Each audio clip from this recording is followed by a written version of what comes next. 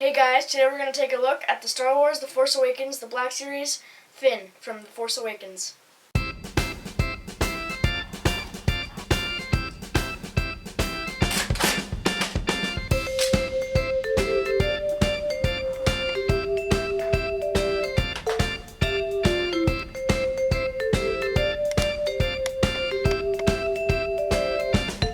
So taking a look at the box, you can see it says Star Wars The Black Series up there. It has a window displaying the character, or the figure. Then it has a picture of Finn, and it says Finn Jakku, and the age recommendation, which is 4 and up, like most of the Black Series. It has warnings, and it says Hasbro down there.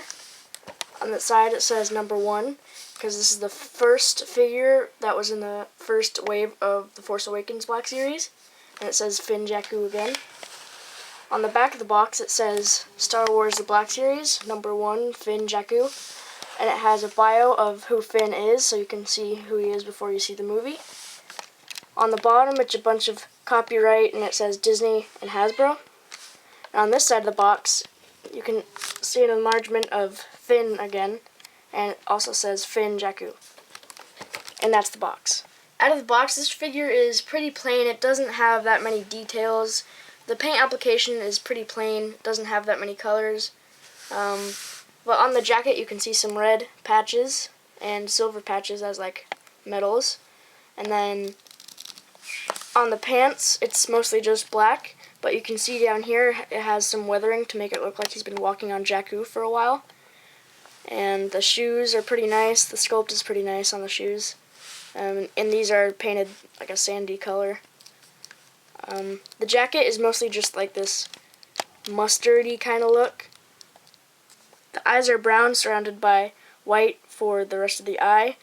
The shirt has this cool sculpt on it. It has this pattern of lines and squares to make it have some texture, and the shirt is black.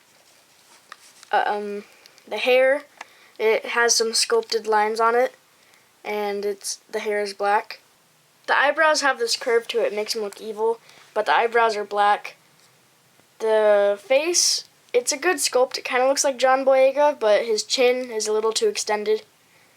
And I really like the sculpt of his jacket. It looks like an actual jacket. And at the back you can see and on the back of the jacket it gets tighter on the waist on the sculpt, because it has this band running around, and it has all the seams on the jacket to make it look real, and the curves of the plastic to make it look like fabric.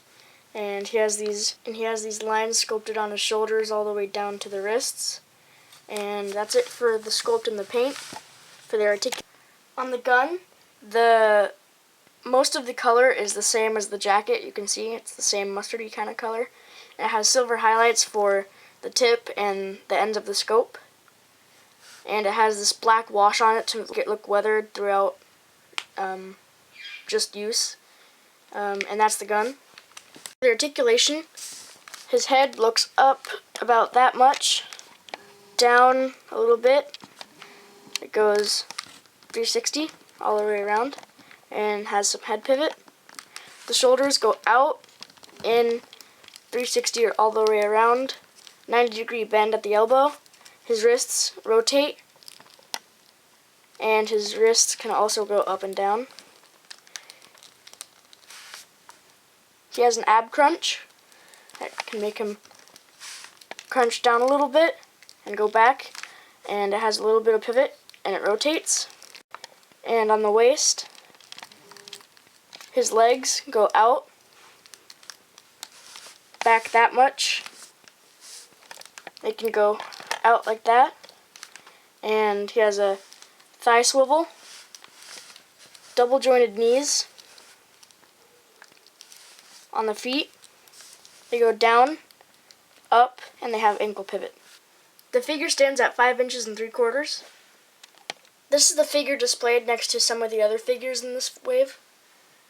All in all, this figure is pretty plain.